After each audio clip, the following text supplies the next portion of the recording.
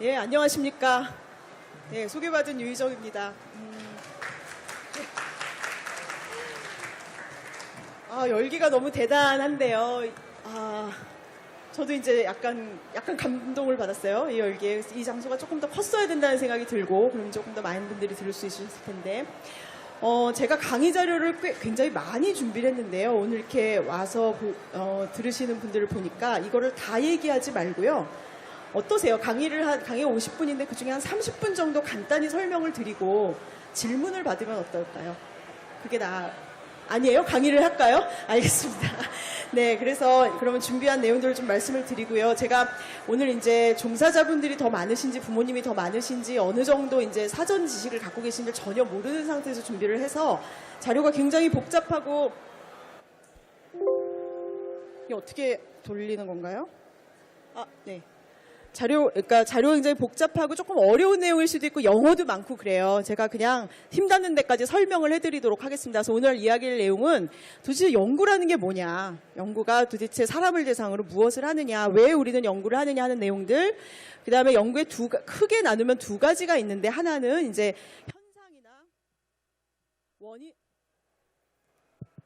현상이나 이제 원인이 뭔지를 이해하게 만드는 그걸 돕는 연구가 있고, 또 하나는 이제 우리가 이분들을 돕기 위해서 만들어낸 것들을 효과가 있는지 검증하는 연구, 크게는 두 가지 줄기가 있는데 그것들이 어떻게 다르고 우리나라에서 어떻게 이루어졌는지를 좀 설명을 드리고요. 앞으로 뭘 해야 되는지 이런 얘기를 좀 같이 같이 이제 생각해보는 시간을 갖도록 하겠습니다. 연구가 무엇을 위해서 연구를 하느냐? 우선 연구가 뭐냐? 연구 그러면 뭐가 생각나세요?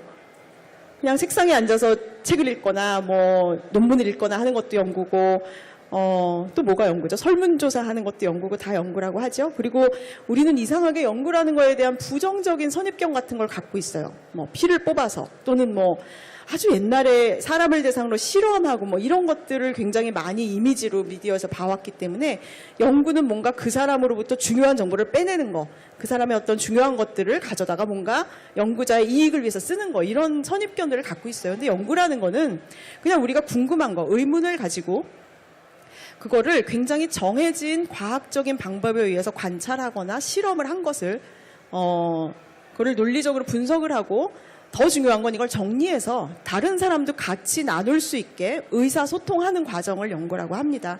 그리고 이게 굉장히 중요한 게, 그렇게 해서 그럼 내가 본 걸 글로 쓰면 그게 다 연구냐? 그게 아니라 이게 논문이라는 형태로 나와야 연구가 되는 거고요. 논문이라는 거는 그냥 써서 아무데나 싣는다고 실어주는 게 아니고 굉장히 꼼꼼하고 엄격한 평가 과정을 거칩니다. 이게 윤리적으로 수행이 됐느냐, 방법론은 맞느냐, 결과가 타당하냐, 속인 건 없느냐, 데이터를 막 조작하진 않았느냐부터 시작해서 이게 우리가 앞으로 살아가는데 얼마나 도움을 줄 것이냐, 얼마나 새로운 것이냐, 이런 거를 그 분야에 있는 굉장히 권위적인 사람들이 적어도 2명, 아니면 많으면 4명, 5명까지 꼼꼼하게 검증하고 채점하는 과정을 거쳐서 살아남아야 논문으로 나올 수가 있는 겁니다. 그래서 논문으로 나왔다 그러면 그거는 일단 그 분야에 권위 있는 사람들 적어도 몇 명이 동시에 이 연구는 잘했다라고 인정을 받은 거고요. 그렇지 않은 거라면 그 연구의 퀄리티를 조금 의심해 봐야 하는 그런 겁니다. 그래서 연구라는 건 내가 관찰한 거를 다른 사람도 같이 이해할 수 있게 글로 쓰는 거다, 그런 거고요. 자, 첫 번째 연구의 목적은 현상을 이해하는 겁니다. 그래서 예를 들어 우리나라에서 연구를 통해서 관찰한 것들은 이런 것들이 있습니다. 자폐 스펙트럼 장애 얼마나 많은가. 그야말로 이제 뭐 10만 명, 100만 명이 사는 도시에서 이 중에 자폐 스펙트럼 장애를 가진 친구들이 몇 명인가 이렇게 센 거예요. 그래서 퍼센트를 내는 거죠. 그래서 우리나라에서는 2011년에 일산 지역에서 그런 걸 역학 연구라고 하는데, 연구가 이제 발표된 바가 있습니다. 세계에서 어디에서 나왔던 연구보다 조금 높은 퍼센티지가 나왔어요. 그래서 2.64%의 아이들이 갖고 있다고 나왔고요. 근데 그게 미국 질병관리본부에서 이렇게 전화해서 서베이로 한 숫자랑 비슷해요. 그래서 그 미국에서 최근에 내놓은 데이터도 한 2%, 전체 인구에 100명이 있으면 2명 정도는 자폐 스펙트럼 장애를 갖고 있다라는 게 이제 지금 우리가 조사해서 알고 있는 것들이에요. 근데 우리 자폐 스펙트럼 장애로 이제 등록이 되어 있는, 등급을 받고 우리나라에 장애 등록이 되어 있는 친구는 2018년 말 친구가 아니죠. 분들은 2018년 말 현재 26,000명밖에 안 돼요. 너무 적죠. 2%가 갖고 있다는데 등록은 그것밖에 안 됐어요. 왜 그럴까요? 그러면 우리나라에 자폐 스펙트럼 장애 가진 분들이 26,000명밖에 안 될까요? 이미 여기 10,000명이 넘는 가족과 본인들이 오셨는데, 그쵸? 그건 아니겠죠? 거기에는 여러 가지 요인들이 있어요. 첫째는 저희 병원 같은 경우는 자폐 스펙트럼 장애를 가진 분들이 굉장히 많이 오시는 병원입니다. 그래서 2017년에 1년 동안 왔다 가신 분들이 800여 명이 새로 진단을 받았는데 그중에 장애 등록을 위해서 진단서를 받아가신 분들 12%밖에 안 됐어요. 여러 가지 요인이 있죠. 너무 어리다, 아니면 뭐 너무 경하다, 또는 등록을 신청을 했는데 안 된 분들, 그래서 지금 남아있으신 분들이 요 정도인 겁니다. 그러니까 다시 말해서 우리가 연구로 굉장히 자세한 것들을 관찰해서 알 수 있지만 그게 그냥 사회문화적으로 이렇게 제도적으로 이제 어디에 등록돼서 볼 수 있는 그런 통계와는 굉장히 다를 수도 있다. 그래서 사실은 이 숫자에 기반해서 무슨 정책을 만들고 이러면 사실 별로 할 게 없어요. 왜냐하면 너무 소수잖아요. 그렇죠. 근데 이분들이 한 거의 10배가량이 실제로는 존재할 거라고 생각을 하고, 그게 이제 연구로서 우리가 관찰한 사실들인 거죠. 그리고 또 하나는 우리나라에서 굉장히 십몇 년을 두고 고민인 게, 우리가 관찰하는 게 과연 이런 글로벌 스탠더드, 외국에서 자폐증을 더 많이 보고 옛날부터 봐오셨고 그런 분들하고 똑같은 방식으로 정확하게 보고 있는가, 그게 굉장히 고민이었어요. 그래서 그게 이제 우리가 쓰고 있는 진단 도구들, 이런 게 과연 제대로 다 갖춰져 있는가, 한국어로 번역된 도구들이 이제 영어로 원래 개발된 것들과 비슷한가, 이런 것들을 굉장히 오랫동안 저희가 한 10여 년에 걸쳐서 연구를 해왔고 분석을 해왔고, 예를 들어 자폐 스펙트럼 장애를 이렇게 1차로 선별하는 뭐 SCQ 같은 사회적 의사소통 설문지 같은 설문지나, 아니면 칼스2가 최근에 또 나왔죠.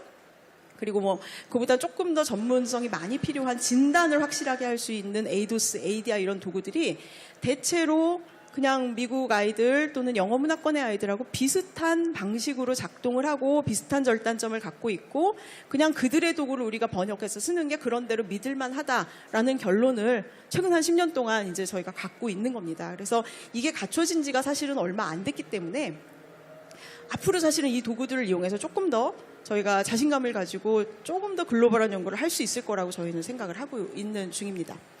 그리고 한국에서 굉장히 많이 이루어진 연구들 중에 하나가 이제 이런 자폐 스펙트럼 장애를 가진 분들이 어떤 다양한 행동들을 갖고 있고, 지능별로 또는 이제 공존 증상이라고 많이 그러는데요. 불안이 많을수록, 우울이 많을수록, 또는 ADHD 증상이 같이 있을수록 뭐 이제 실제 일상생활 기능이 조금 부족하다든지, 아니면 자폐 증상 자체도 더 심하게 나타날 수 있다든지, 이런 연구들을 많이 했습니다. 그리고 실제로 정신건강 문제나 신체 질환이 같이 많이 있다는 것을 외국의 분들이 알고 있듯이 우리도 똑같이 잘 알고 있고요. 우리나라 데이터들도 있는 상태고요. 그 다음에 우리나라에서 굉장히 많이 이제 하기 시작한 연구 중에 하나들이 어떤 행동이 나타났을 때, 특히 아기 때 어떤 행동들이 있을 때 앞으로 이 친구들이 ASD로 진단을 받을 것인지를 예측할 수 있는가 하는 연구들을 많이 했습니다. 자폐 스펙트럼 장애는 보통 선천적으로 어떤 특성을, 소인을 가지고 태어나기 때문에 사실은 굉장히 일찍부터 갖고 있습니다. 근데 그거를 보통은 18개월에서 24개월쯤에 우리가 발견을 할 수가 있어요. 왜냐하면 그때쯤 되면 언어도 하고 사회 관계라는 걸 좀 맺잖아요. 또래 관계도 맺기 시작하고 말도 조금 말답게 하고 대화도 요래야 되는 시기가 됐을 때 이제 이 친구가 뭔가 전형적이진 않구나, 이런 걸 좀 알고 있거든요. 근데 그동안 우리나라에서는 4세, 5세, 6세가 되도록도 진단을 못 받고 지나가는 친구들이 굉장히 많이 있었어요. 그래서 국가에서 어떻게 하면 조금 걸음마기에, 그러니까 이제 36개월 전후에 최대한 진단을 좀 받을 수 있게 만들까, 이런 걸 많이 고민을 했고, 그래서 지난 4년간 저희 그룹에서도 그런 연구를 했고, 그런 거를 이제 발견할 수 있는 도구들을 많이 만들었습니다. 예를 들면 우리나라에서 이제 저희 그룹을 포함해서 진행됐던 연구들이 성별에 따라서 이 특징이 어떻게 다른가, 불안을 많이 갖고 있는 친구들이 어떤가,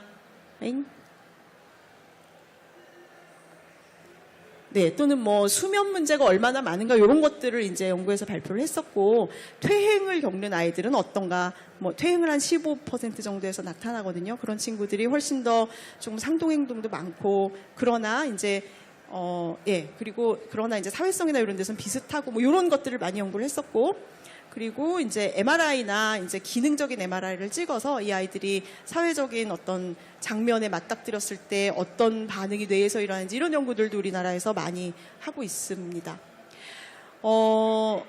그래서 이제 이 중에 하나가 아주 어린 나이에 무슨 일이 일어나는지를 예측하는 거, 이게 이제 글로벌한 트렌드이기도 한데, 최근에 아까 어릴 때 진단받을 수 있는 도구들을 개발을 했다고 말씀드렸잖아요. 그 중에 하나가 지난 4년간 2014년부터 18년까지 저희 학교와 한신대학교 이경숙 교수님과 같이 이제 협동으로 4년 동안 보건복지부 지원을 받아서 비디벨이라고 하는 도구를 개발을 했어요. 이거는 42개월 미만의 아기들한테서 어떤 행동을 보였을 때 자폐 스펙트럼 장애로 진단받을 확률이 높은지를 1차 또는 2차로 선별할 수 있는 도구들입니다. 그러니까 아주 굉장히 자세한 뭐 에이도스 ADI 같이 몇 시간 걸리는 도구는 아니고 아기를 10분 놀이해보고 부모님과 한 10분 정도 면담해보고 위험 사인이 있으면 자세한 진단을 받을 수 있게 이렇게 연결해주는 그런 도구예요. 그래서 저희가 그걸 만들어서 비디벨이라는 Behavioral Developmental Screening, 그러니까 행동을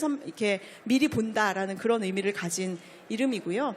그래서 그걸 이제 저희가 하반기에는 출판이 될 예정이고, 요 그래프는 신경 안 쓰셔도 되고요. 그래서 42개월 미만 영유아들한테 봤더니 외국 아이들은 이렇게 아기들이 이렇게 관심사를 이렇게 포인팅을 해서 자기 주변 사람들하고 공유하고 싶어 하는 거라든지, 아니면 이렇게 미소를 짓는 거라든지, 눈을 쳐다보는 거라든지, 이런 게 굉장히 중요한 지표 중에 하나고, 그게 24개월 무렵에 잘 나타나지 않으면 자폐 스펙트럼 장애 굉장히 고위험 사인이다 이렇게 보거든요. 근데 우리나라 아이들도 비슷하게 나타나기는 하는데, 외국의 서구의 아이들보다는 눈 맞춤이 그렇게까지 민감한 지표는 아니라는 거, 뭐 이런 걸 저희가 좀 관찰을 했고요.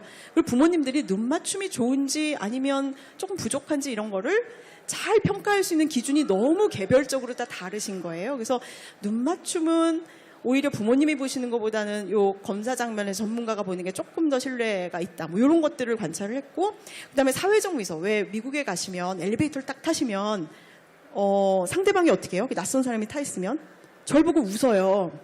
그러면 어떻게 하세요? 같이 웃으세요?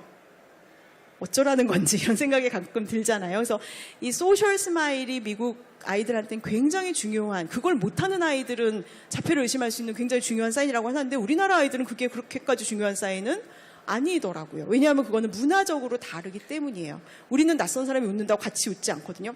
얼어붙지.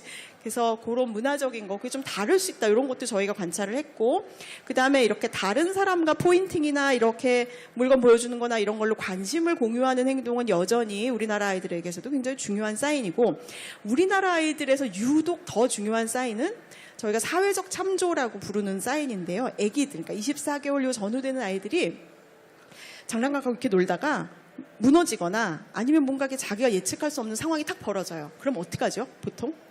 엄마 이렇게 쳐다보죠. 어떡하지? 이런 표정으로. 어떡하지? 이렇게 쳐다보고 엄마가 괜찮아 이러면은 다시 돌아가는. 그러니까 다른 사람의 표정을 보고 내가 어떻게 해야 되는지 아는 거. 그러니까 내가 어떻게 해야 될지 모를 때 다른 사람의 표정을 참고로 해서 내 행동을 결정하는 거. 잠깐 순간적으로 일어나는 거지만 애기들이 많이 하는 행동인데, 그게 잘 나타나지 않는 게 굉장히 민감한 지표더라고요. 그래서 이게 아주 어린 나이에 이제 자폐 스펙트럼 장애 가능성이 있는지 없는지를 보는 지표가, 어떤 것들은 글로벌하게 정말 서구의 아이들이나 우리나라 아이들이나 다 공통되게 적용되는 것도 있는가 하면, 문화적으로 우리나라 아이들에게 유독 중요한 것들이 있다. 이런 것들을 저희가 몇 년간 굉장히 오랜 시간을 걸쳐서 많은 아이들을 모아서 이제 검증을 하고, 이 도구가 이제 나올 예정입니다. 600여 명이나 넘는 분 가족들이 연구에 참여를 해주셨어요. 감사하게. 그래서 이제 나올 예정이고, 논문은 나왔습니다. 그런데 이제 지금 미국을 중심으로 어떤 연구들을 하고 있냐면요. 요거는 아기가 태내에 있을 때 MRI를 찍는 거예요. 임신 중에. 그래서 그걸로 아기가 태어났을 때 이 아기가 그 달수를 다 채우고 나오는 아이들과 그렇지 않은 아이들이 태내에서 뇌가 어떻게 다른지. 그래서 이렇게 빨갛게 표시된 것들은 좀 다른 부위들입니다. 그래서 그런 걸 할 수 있는 기술들을 개발하고 있고, 이거는 형이나 누나가 ASD로 진단을 받은 동생들을 6개월 때 MRI를 다 찍어요. 근데 그냥 보통 MRI가 아니고 보통 MRI는 어떻게 생겼나만 볼 수 있거든요. 근데 이거는 뇌 부위 간의 네트워크가 어떻게 연결이 돼 있고 서로 간에 이 연결망이 얼마나 잘 되어 있는지를 보는 MRI를 6개월에 찍어서 6개월에는 자폐 진단을 내리지 못하거든요. 너무 어려서 이제 그런 사회적 행동이 아직 나타나지 않기 때문에. 근데 24개월이 되고 나서 봤어요. 그랬더니 벌써 6개월부터 뇌의 연결성이 좀 많이 다르더라. 그런 것들을 하고 있습니다. 그래서 지금의 추세는 조금 더 어린 나이에 그리고 조금 더 행동이 나타나기 이전에 이미 뇌를 찍어서 또는 뇌의 연결망을 분석해서 앞날을 예측하는 그런 쪽으로 연구가 가고 있고, 우리나라 근데 현실적으로 얼마나 가능할지 잘 모르겠어요. 앞으로는 뭐 이런 비슷한 조금 더 어린 나이에 이제 행동이 아닌 다른 것으로 진단하는 것들이 가능해질 수도 있겠지요. 근데 아무튼 지금 현재 기술의 발달은 그렇습니다. 근데 이게 이 연구가 나왔을 때 미디어에서 자 이제는 6개월에 MRI 찍으면 자폐를 다 진단할 수 있어요 라고 미디어에서 보도를 해버렸어요. 그 얘기는 맞을까요? 안 맞을까요? 맞지 않습니다. 왜일까요? 이거는 기준점이 있는 게 아니고요. 자폐가 발생한 친구와 그렇지 않은 친구 사이에 차이가 있다라는 얘기입니다. 이게 뭐 얼마나 이 연결망이 탄탄해야, 예를 들어 100만큼 탄탄해야 되는지 1000만큼 탄탄해야 그 기준점을 정한 게 아니라 굉장히 어린 나이부터 다르더라라는 걸 우리가 관찰한 거고, 이런 데이터들이 지금은 뭐 몇십 개, 이건 그냥 불과 몇십 명을 모아서 한 거예요. MRI로 예측한 거를 잘못 예측한 아이가 한 2명 정도라 그러더라고요.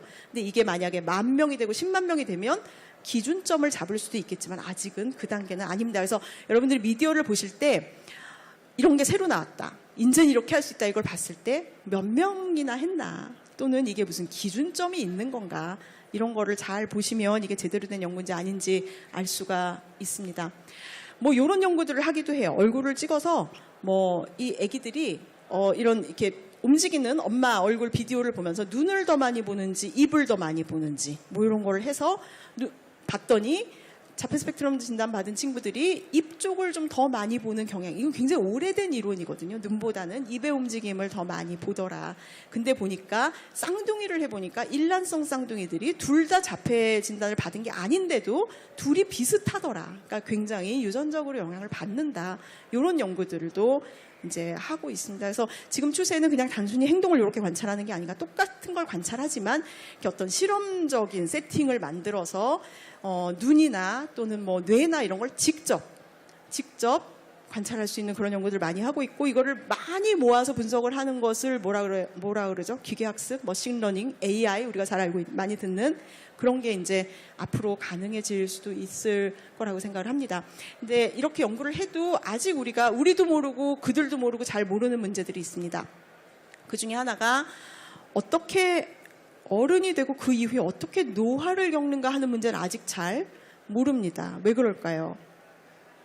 이 친구들이 어떻게 노화를 겪는가를 알려면 아기 때부터 60세, 70세, 80세까지를 비슷한 방식으로 1년에 한 번을 만나서 쭉 관찰을 하고, 예를 들어 뇌를 찍고 행동을 관찰하고 해야 되는데, 그렇게까지 긴 호흡으로 연구가 이루어지기가 정말 어려워요.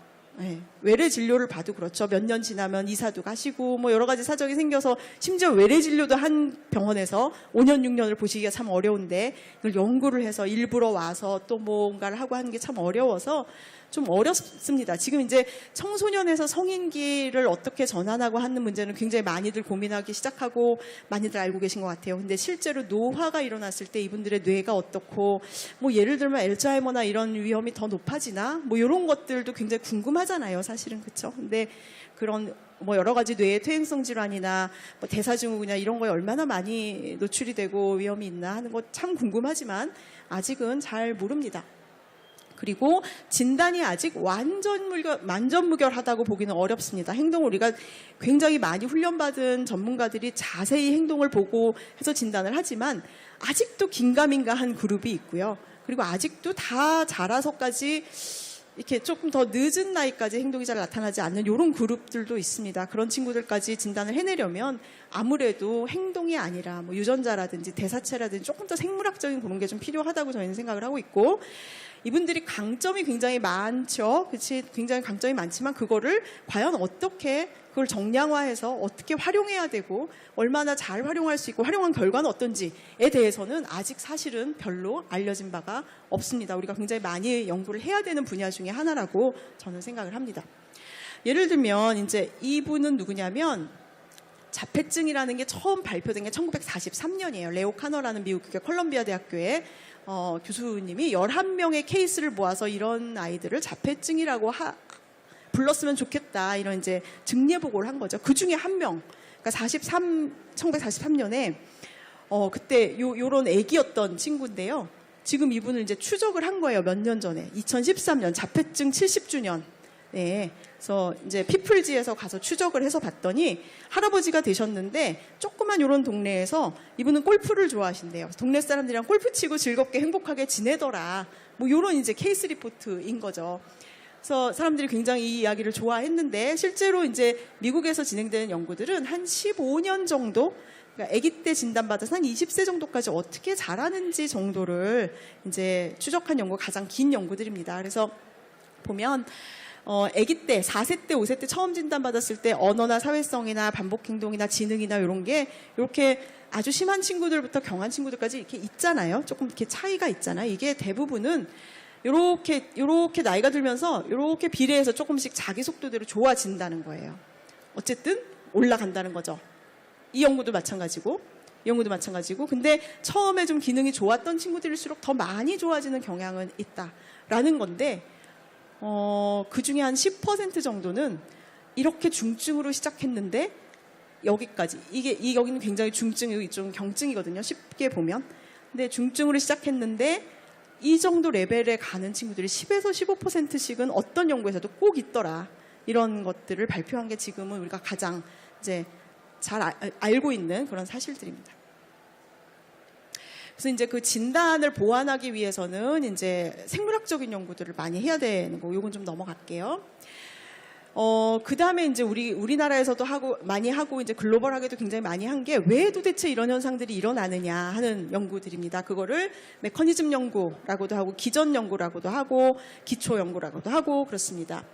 자, 자폐 스펙트럼 장애는 요렇게 일어납니다. 그 유전자에서 시작하는 거라고 생각을 하고 있어요. 지금은 그게 유전자에도 여러 가지 종류가 있는데요. 이제 이 친구들의 유전자들을 연구를 해보면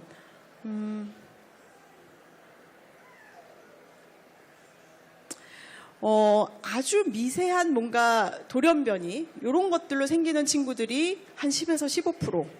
그리고 우리가 그냥 이렇게 엄마 아빠가 만나서 머리가 검은 분과 머리가 갈색인 분이 만나서 어떤 색깔의 이 색깔이 나타나잖아요. 이렇게 그냥 누구나 갖고 있는 유전자인데 이렇게 만나다 보면 우연히 사회성이 잘 발달하지 않고 언어 기능이 잘 발달하지 않는 걸로 이렇게 조합이 되는, 누구나 갖고 있는 유전자지만 뭔가 이 자폐증의 발생 가능성을 높이는 그런 유전자로 대를 이어서 이렇게 축적된 것이 어떤 마지막 결과로 나타나는 경우가 한 50%.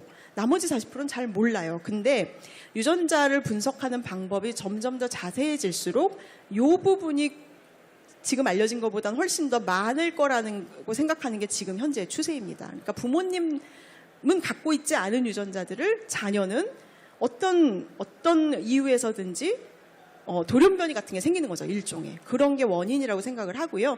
그 돌연변이를 만드는 데 기여하는 것이 아마도 환경적인 것이 아니겠느냐라는 가설을 갖고 있습니다. 여기서 환경이라 하면 양육환경, 부모님이 어떻게 키웠냐 하는 게 아니고요. 태내에서 아이들이 노출되는 여러 가지 독성 물질, 약품, 뭐 심지어 공해 물질, 또는 이제 부모님의 연세가 너무 많으신 거, 뭐 이제 등등등. 예, 우리가 알 수 없는 여러 가지 원인들을 환경이라고 합니다. 부모님 양육 환경 아니고요. 태내에서 겪는. 근데 태내에서 스트레스를 많이 받았어요. 그 정도의 마이너한 것들이 아니고요. 조금 더 중요한 어떤 물질들, 그런 것들의 영향을 받아서 유전자 돌연변이가 생기고, 그것들이 이제 뇌 신경계 발달을 이제 조금 전형적이지 않은 상태로 만든다고 생각을 하고, 그 뇌가 행동을 만드는 거죠. 지금 우리가 알고 있는 원인들은 그거고, 그래서 유전자가 뭔지를 찾으려고 굉장히 많은 노력과 돈과 인력과 과학기술들이 투입되고 있습니다. 그래서 여기 이제 사파리라고 하는 미국에 있는 어떤 파운데이션 기관인데요. 거기서 그동안에 이제 자폐 관련 유전자로 이제 발표된 것들을 다 모아서 데이터베이스를 만들고 있어요. 그래서 어떤 유전자가 가장 유력한지, 어떤 유전자는 한 사람만 딱 발표하고 나머지 사람들은 발표하지 않았는지, 어떤 유전자 별로 안 중요해 보이는지, 어떤 유전자는 굉장히 유력해 보이는지, 강력해 보이는지 이런 거를 다 점수를 매겨놨습니다. 그래서 자폐증과 관련돼 있을 거라고 추정하는 유전자가 지난주 그러니까 7월 7일 현재 1089종류입니다. 엄청 많죠. 우리 몸속에 뭐 수백만 개 유전자 있는데요. 그중에 1000여 개가 이제 자폐증과 관련된 거라고 생각되는 유전자인데 누구가 어떤 사람이 어떤 유전자에 의해서 생겼는지 이거를 일일이 다 밝히긴 굉장히 어렵고요. 아마 이 1089개 중에 어떤 유전자들은 돌연변이가 굉장히 중요한 부위에 크게 생겨서 그거 하나로 유전자 하나로 자폐증이 발생하기도 하고요. 어떤 경우는 이 중에 100개, 200개 정도가 조합이 돼서 나오기도 하고요. 사람마다 굉장히 많이 다른 거죠. 그래서 이런 데이터베이스가 있고 유전자가 그다음에 단백질을 만들어내는데요. 이 유전자가 어떤 단백질들과 서로 연관이 있는지 이런 것도 데이터베이스로 다 만들어놨습니다. 그래서 이 중에 한 22개 정도는 정말 유력하다. 이게 굉장히 강력한 유전자 원인일 수 있다라고 분류가 되어 있고 그다음에 2등이 한 66개 정도가 되고 나머지는 3, 4, 5등입니다. 그래서 지금 현재는 이렇고 근데 이런 걸 왜 모으느냐? 이거를 교정할 수 있을까요? 어쩌면 먼 미래에는 굉장히 큰 돌연변이라면 유전자 가위라는 말씀 들어보셨죠? 크리스퍼카스 그런 걸로 어쩌면 교정할 수 있을 수도 있죠. 근데 더 중요한 이유는 이런 데이터베이스가 있어야 이따 이제 신창현 교수님께서 강의하실 건데요. 이런 데이터베이스가 있어야 새로운 약들을 개발을 할 수가 있습니다. 그래서 만들고 있는 겁니다. 우리나라에서도 이거는 이제 유전자 하나로 ASD 증후군이 나타나는 이거는 굉장히 중요한 유전자에 큰 돌연변이가 있을 때 이런 증후군들이 나타나죠. 레트 같은 걸 얘기하는 거고요. 그래서 우리나라에서도 유전자 연구를 많이 해 왔습니다. 그러니까 저희 그룹에서 시작해서 지금은 조금 더 커졌는데, 그래서 외국에서 이제 발표되고 있는 유전자를 우리가 검증을 해보기도 하고 새로운 가설을 세워서 또 해보기도 하고 했는데 대체로는 외국인들에서 발견되는 유전자들이 우리나라 아이들에서도 비슷하게 연관이 있는 걸로 나오고요. 근데 몇 가지 이제 뭐 뇌 염증 관련된 유전자나 이런 것들은 이제 한국인에서 새로 개발한 이제 발표된 것들도 있습니다. 그리고 이것들이 이제 어떻게 작동하는지를 알려면 이제 뭐 모델 시스템 연구라 그래서 이제 저 부스에도 오늘 많이 나오셨는데 쥐나 또는 물고기나 이런 모델들을 이용해서 유전자가 얼마나 중요한 건지 검증을 하기도 합니다. 근데 이제 아직은 좀 한계가 있어요. 이거는 정말 과학기술이 발전하면서 같이 가는 거기 때문에 유전자 연구기술이 발전하면 이것도 한 걸음 더 나가는 거고 뭐 단백질 분석 기술이 한 걸음 더 발전하면 한 걸음 더 나가는 거고 이렇게 같이 가고 있고요.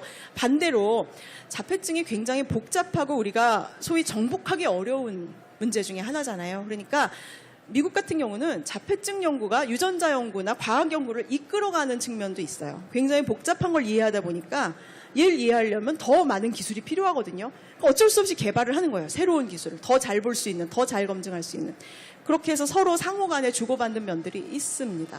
우리나라도 마찬가지로 그런 현상들이 조금 있어요. 이건 이제 저희 그룹에서 발표했던 유전자들이고, 요런 것들은 이제 쥐나 또는 뭐 지브라피쉬나 이런 모델을 만들어서 똑같이 자폐증 비슷한 행동을 만들어내서 관찰하기도 합니다. 그리고 사람을 대상으로 실험을 하기 어려우니까 그걸 대신 동물이 이제 뭐 사회성이나 이런 것들을 이렇게 어떤 실험적인 세팅을 만들어 놓고 어떤 행동을 하는지 조작을 해서 이렇게 실험하는 방식으로 하기도 하고, 여기는 뭐 원숭이 같은 거를 사용하는 그룹들도 있어요. 우리나라는 별로 없지만 우리나라는 영장류 연구하기 굉장히 어려운 나라 중에 하나고요. 중국이나 이제 미국에서는 원숭이의 행동을 가지고 어떤 유전자가 어떻게 잘못됐을 때 어떤 행동을 하는지를 직접 관찰을 하기도 합니다. 우리나라에서는 그래서 아까 이제 자폐증 연구가 과학 연구를 이끌어 나가는 경향이 있다 말씀드렸는데, 우리나라에서는 저희 팀하고 이제 카이스트하고 기초과학연구원하고 이 컴퓨터 그 바이오 인포메틱스를 하는, 그러니까 뭐라 그러죠? 그러니까 큰 빅데이터를 다루는 거를 전문으로 하는 그룹에서 같이 2015년부터 저희 이제 홀 지놈 시퀀싱이라고 하는데 유전자를 그냥 1부터 A부터 Z까지를 일일이 다 읽는 겁니다. 그래서 모든 그 사람이 가진 전체 유전자 데이터를 다 읽어서 부모님에겐 없지만 자녀에게 있는 유전자들을 찾아내는 거예요. 그래서 그게 이제 서로 어떤 작용을 하는지 보는데 이걸 하면서 우리나라에서 정말 첨단의 유전자 분석 기술, 유전자 기능 분석 기술, 염색체 분석 기술 이런 것들을 저희가 굉장히 많이 배워서 개발해서 조금 적용을 하게 됐습니다. 그래서 어떻게 보면 이게 저희가 좋은 결과를 내야 되는 것도 중요하지만 그 과정을 통해서 이렇게 과학자와 임상가들이 좀 협업을 하고 또 이제 새로운 기술들을 자꾸 적용하고 이런 데 의미가 있다고 생각합니다. 이거는 계속 하고 있고요. 계속 이제 이 연구를 하기 위한 아이들 혈액을 저희가 수집을 하고 있고 5,000명 목표로 수집 중인데 지금 한 2,000명 정도 모았습니다. 그래서 혹시 유전자 정보에 관심이 있으시면 문의를 주셔도 좋을 것 같아요. 네. 그리고 근데 이제 이런 기존 연구들 중에 지금 우리나라에서 제일 많이 하는 거는 유전자 연구, 그다음에 동물 모델 연구 두 가지는 굉장히 많이 하고 있어요. 그래도 어떤 추세를 따라가고는 있다고 생각을 합니다. 그리고 근데 이제 자폐증과 관련된 어떤 가설들이 모든 걸 다 우리가 다 검증할 수는 없죠. 근데 요즘에 한참 이렇게 좀 각광받는 이론 중에 하나가 마이크로비옴, 그러니까 장내 미생물 관련된 건데 이거는 굉장히 가설적인 단계에 있는 것들이에요. 이 얘기를 드리는 이유는 우리가 이걸 해야 된다는 의미에서 말씀드리는 건 아니고요. 이제 이게 복잡한 질환이다 보니까 유전자, 단백질, 동물 모델, 뇌의 조절 기능 이런 거 외에도 자꾸 다른데 또 다른 원인이 있지 않을까를 많은 사람들이 고민을 하는 거죠. 그 중에 하나가 요즘에 이제 굉장히 많이 이제 이론으로 나오고 있는 장내 미생물이고 실제로 몇 년 전에 네이처라는 굉장히 좋은 저널에 그 한국인 과학자가 미국에 계신 한국인 과학자가 연구를 했다 그래서 굉장히 미디어에 크게 보도된 적이 있어요. 어머니 태내에 있는 장내 미생물이 아이들의 자폐증의 원인이 된다. 이런 정말 어떻게 보면 조금 센세이셔널할 만한 그런 기사가 났는데 그 기사는 사실일까요? 그건 아닙니다. 왜냐하면 이거는 G 모델을 가지고 한 연구이기 때문이에요. 첫째는. 그래서 단정할 수 없는 얘기들을 미디어에서 그렇게 자꾸 보도를 하잖아요. 근데 장내미생물이라는 그 어떤 가설이 자폐증 발생의 일부 어떤 그룹에서 조금 약간 이제 기여를 할 가능성이 없지는 않다고 생각합니다. 왜냐하면 우리 친구들 변비도 많고 설사도 많고 이유 없이 배 아픈 아이들도 많고 소화기 증상들이 많잖아요. 그러니까 그게 아마 장을 조절하는 어떤 신경계와 뇌신경계가 서로 영향을 주고받을 가능성 없지는 않습니다. 그러나 앞으로 어떻게 해야 될까요?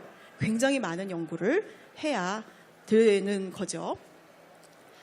자, 그래서 이제 그런 맥락에서 이 얘기를 좀 드리고 싶은데요. 자, 자폐증, 뭐가 원인이다. 어떻게 하면 치료가 된다라고 얘기하는 거, 특히 미디어에서 이제 정복할 수 있다, 이제는 해결의 길이 열렸다라고 얘기하는 거, 그 중에 한 10%만 믿으시면 됩니다. 그렇게 해서 그러니까 굉장히 큰 스캔들이 됐었던 게 백신과 관련된 거예요. 이건 뭐냐면 1980년대 초반에 란셋이라는 굉장히 권위 있는 의학 잡지 저널이 있어요. 의학 논문집인데 여기 논문을 하나 실으면 그 사람은 거기 이제 권위자로 인정받는다고 봐도 될 정도로 굉장히 좋은 학술지고 여태까지도 굉장히 평판이 좋은 학술지인데 거기 웨이크필드라는 병리과 의사가 12명의 아동들이 MMR, 그러니까 홍역, 불거리, 풍진, 백신을 맞고 애들이 장염이 걸리더니 그 다음에 자폐증이 생겼다라는 케이스를 보고를 한 거예요. 딱 12명, 120명도 아니고. 근데 이런 좋은 저널에서 이거를 덜컥 심사 통과해가지고 내버린 거죠. 그래서 어떤 일이 벌어졌나요? 우리 아이는 백신 안 맞춰요. 백신 리젝하는 무슨 운동이 헐리우드에서 벌어지고 그래서 백신 지금도 그런 분들 있잖아요. 우리나라에도 그죠? 아나키 이런 그룹에서는 이런 설들을 아직도 믿고 있는 거죠. 어떤 면에서. 그래서 백신이 자폐증을 일으킨다. 이게 약간 얼마나 충격적인 사실이에요. 우리 아이들 백신 다 맞는데. 그래서 이제 그걸 믿는 사람들이 생겼는데요. 그래서 이후에 전 세계가 다 비상에 걸린 거죠. 정말 그러냐. 그래서 각 나라에서 미국, 캐나다를 비롯해서 여러 나라에서 정말 그런지를 전수조사도 하고 지금부터 아기가 태어난 아이가 그러니까 백신을 맞은 아이와 그렇지 않은 아이를 몇 년씩 이렇게 추적을 해가지고 자폐증이 정말 많이 생기는지도 10만 명, 20만 명을 대상으로 검증을 한 거예요. 그래서 그 결과 어떻게 나왔을까요? 관계가 없다라는 결론을 얻게 됐고, 이 얘기는 아직도 잊을만 하면 또 나오고 잊을만 하면 또 나오고 그렇기 때문에 왜 스웨덴이나 덴마크나 이런 데서는 국가 데이터베이스가 있어요. 의료보험 같은 게 우리나라보다 훨씬 더 체계적인 데이터베이스로 정리가 돼 있기 때문에 거기서는 그 데이터를 쫙 분석을 하면 10만 명짜리 연구 이런 게 너무 쉽게 딱 나오는 거예요. 그래서 스웨덴, 덴마크 이런 데서 그런 연구들을 이제 해가지고 몇십만 명, 몇백만 명 단위의 아이들을 비교를 한 겁니다. 그랬더니 위험을 높이지 않는다. 접종 후 2주 이내에 열성경련, 열경기 우리 흔히 하는 그런 현상을 조금 높이는 건 사실이다. 이건 팩트죠. 근데 이게 뇌전증, 예전에 간질이라고 했던 뇌전증으로 가진 않는다. 당뇨, 감염 높이지 않는다. 자폐증, 자폐 스펙트럼 장애 높이지 않는다. 이런 결론을 굉장히 많은 연구에서 냈습니다. 자, 요걸 비교를 해보면 12명짜리 그냥 그 한 클리닉에서 이렇게 본 연구 결과와 10만 명 연구 결과를 비교해서 이제서야 결론이 난 거죠. 한 20여 년 이후에. 근데 많은 사람들이 이걸 믿었어요. 그래서 원인론 연구를 잘못 해석하면 굉장히 심각한 공공보건의 문제가 될 수도 있고, 이거를 검증하거나 아니면 다른 방식으로 증명하거나 더 많은 숫자를 통해서 증명하거나 인과관계를 검증하지 않고 그걸 믿어버리면 오히려 굉장히 다른 방향으로 모든 것이 흘러갈 수 있다는 걸 보여주는 좋은 사례라고 할 수가 있죠. 그리고 연구를 왜 해야 되는지를 알려주는 사례라고도 할 수가 있겠습니다. 자, 그 다음 이제 연구의 또 하나의 목표는 기술을 개발하는 거죠. 우리를 직접 도울 수 있는 여러 가지 방법들을 개발을 하는 거예요. 자, 우리가 이제 무엇을 치료해야 될까, 무엇을 도와줘야 될 것인가 이런 거 다 알고 있어요. 이제 우리 소위 핵심 증상이라고 하는 언어나 사회성이나 반복 행동이나 이런 거를 조금 좋아지게 도와줘야 되는 필요도 있고, 그 외에 이제 핵심 증상이라고 소위 하지는 않지만 뭐 인지 능력이나 수행 기능, 자조 기능, 감각 문제 이런 거 어떻게 도와줄지 고민을 하고 있고, 그리고 이제 공존에 있는 불안이나 강박이나 또는 뭐 공격성이나 뭐 소화기계 증상이나 수면 문제나 이런 걸 어떻게 도와줘야 되는지 다들 고민하고 있죠.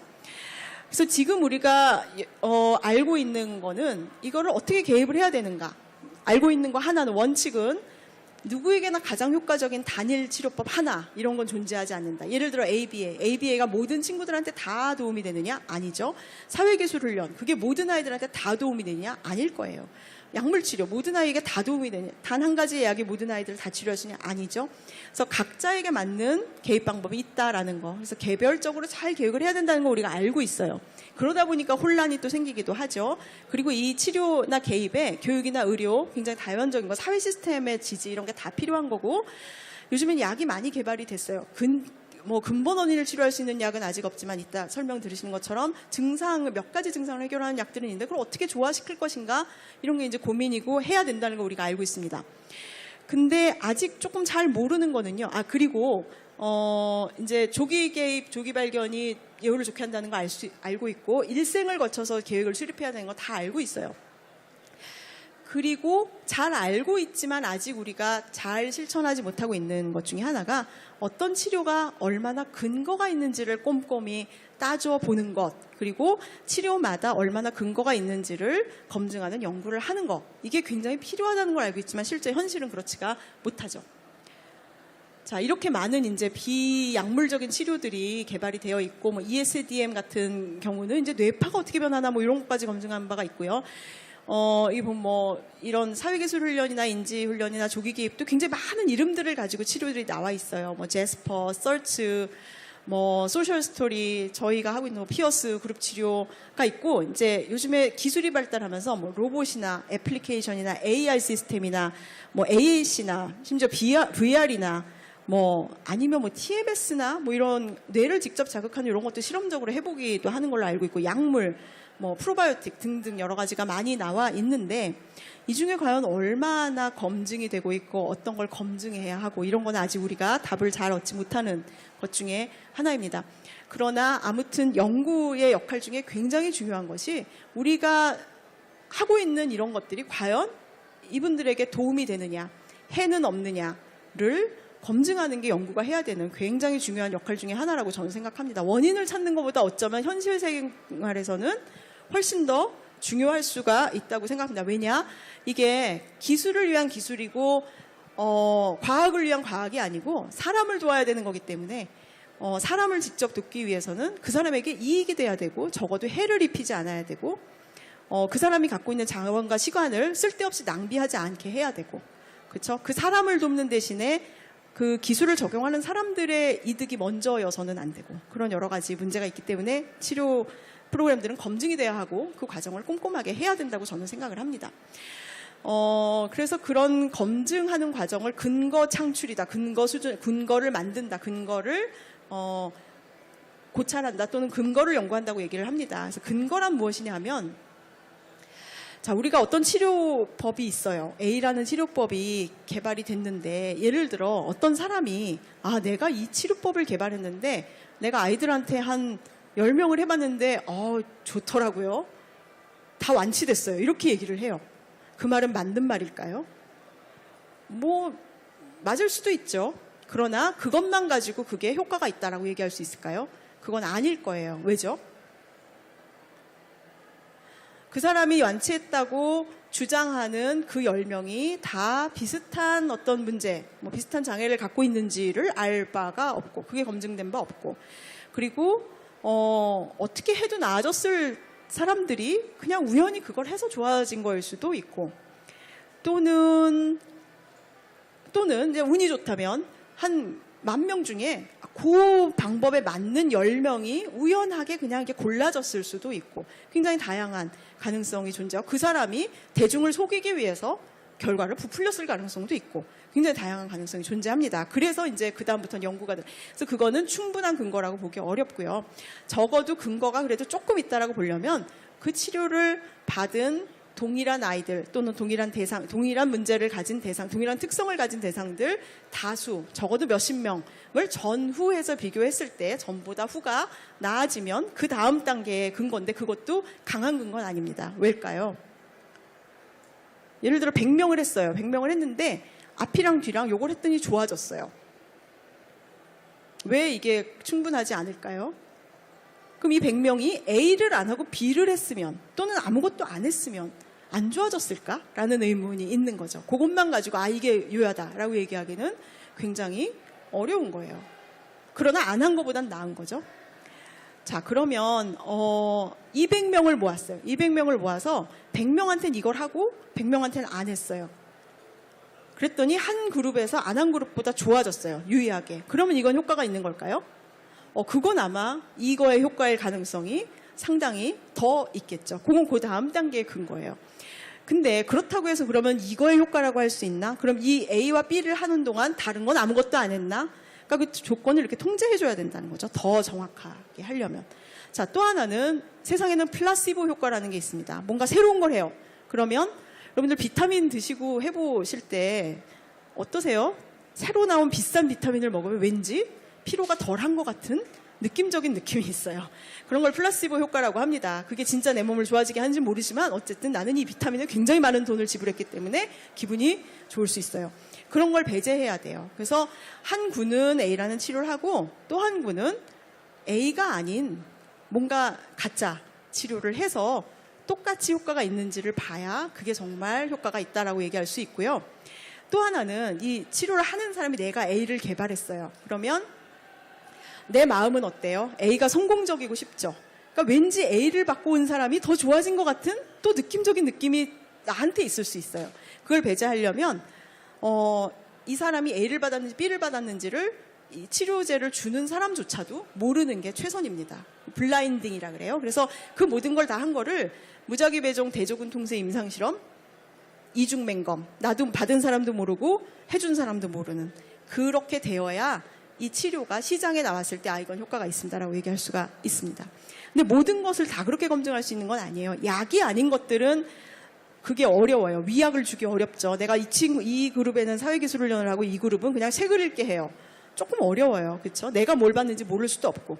그래서 사회기술훈련 같은 경우에는 그거보다는 조금 그런 위약을 쓰지 않는 것들을 많이 합니다. 근데 실제로 우리나라에서 이런 근거 연구들이 많이 되고 있느냐? 저는 아닌 것 같아요.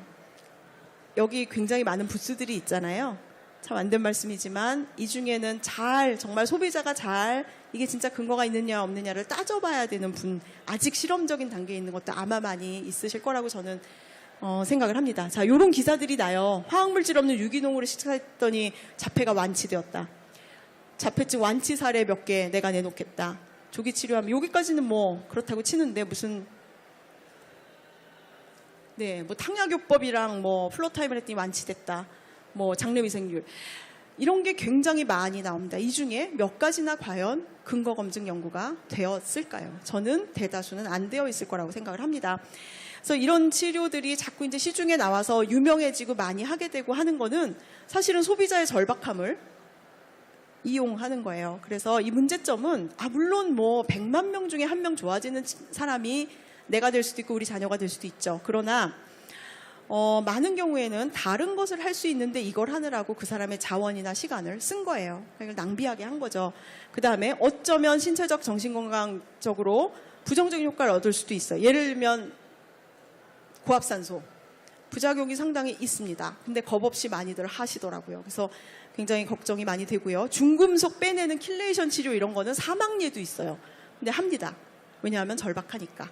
그 다음에 뭐 이걸 개발했다는 사람들이 부적절한 경제적 이득 뭐 이런 걸 얻을 수도 있는 거 윤리적으로 맞지 않죠. 그리고 때로는 공공자원을 쓰게 만듭니다. 뭐 세금이나 내지는 지원이나 이런 거를 이런 치료에 쓰게 하는 거는 조금 옳지 않다고 생각해요. 그래서 지금 우리가 해야 될 거는 지금도 어느 정도는 해왔지만 치료 효과, 원치 않는 효과 이런 것들을 시중에 나와 있는 치료들을 검증하는 연구들이 반드시 필요한 상태라고 저는 생각을 합니다. 저희가 이제 몇 가지를 했는데 요거는 이제 청소년 사회기술 훈련들을 조금 검증한 연구들이고요. 이거는 아까 얘기한 것처럼 아이들을 모아서 이제 추첨을 해서 한 그룹은 치료를 먼저 시작하고 한 그룹은 그 친구들이 치료받는 4개월 동안 기다렸다가 그 다음에 시작을 하고 그래서 먼저 시작한 친구들이 요 전후의 변한 정도와 기다린 친구들이 요 전후의 변한 정도를 비교해서 여기서 더 많이 변했다면 요 치료가 뭔가 영향을 준 거겠죠. 그런 방법론들을 많이 쓰는데요. 그런 이제 과정을 거쳐서 책이 나오고 치료를 계속 하고 있고요. 요거는 똑같은 이제 청소년을 위한 사회기술 훈련을 성인기로 이제 조금 확대한 것들이 지금 나와 있고 논문 이제 쓰고 있는 중이고 로봇을 이제 보조 치료자로 이용한 비슷한 이제 행동 치료들을 비슷한 방식으로 검증을 한 뭐 이런 연구들도 저희 그룹들이 했었습니다. 그리고 약물을 가지고 이제 우리나라의 다른 연구자들이 아시아의 여러 나라들하고 같이 해서 아리피프라졸이라고 제일 많이 쓰는 약 중에 하나인데 이 우리나라 아이들, 아시아 아이들에게도 이런 자극감 인성이나 공격성을 똑같이 줄이는지 이런 연구들도 우리나라에서 많이 했고 자 지금 이제 우리나라는 굉장히 이런 4차 산업혁명 이런 거에 빨라요.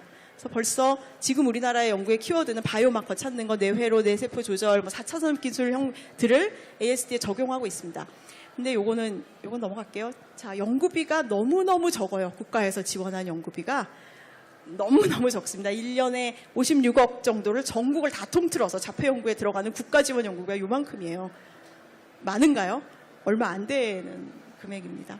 뭐 그런 문제들도 있고요. 자, 마무리하겠습니다. 연구는 나무를 심는 거와 같아요. 어떤 경우는 나무를 분질러서 땔감으로 쓰기도 하지만 오래 기다려서 과일을 따야 되는 경우도 있습니다. 많은 햇빛과 물과 노력과 기다림의 시간과 그리고 그걸 잘 키우기 위한 나무를 잘 키워나가기 위한 나무마다의 특성을 알아야 되는 그런 것들이 있어요. 그래서 빨리 쓸 수 있고 빨리 해답을 얻는 것도 중요하지만 오래 기다리고 잘 탄탄하게 검증해서 정말 제대로 된 결과를 얻고 그거를 적용하는 과정이 꼭 필요하다고 생각을 하고 그러려면 연구를 위해서 당사자, 연구자, 임상가의 인터페이스가 꼭 있어야 되고 그리고 연구는 아까 이제 설명드린 것처럼 그냥 실험을 해서 그 사람에게 필요한 정보를 빼내는 게 아니고 그 사람을 이해하고 돕기 위한 기초 작업이기 때문에요.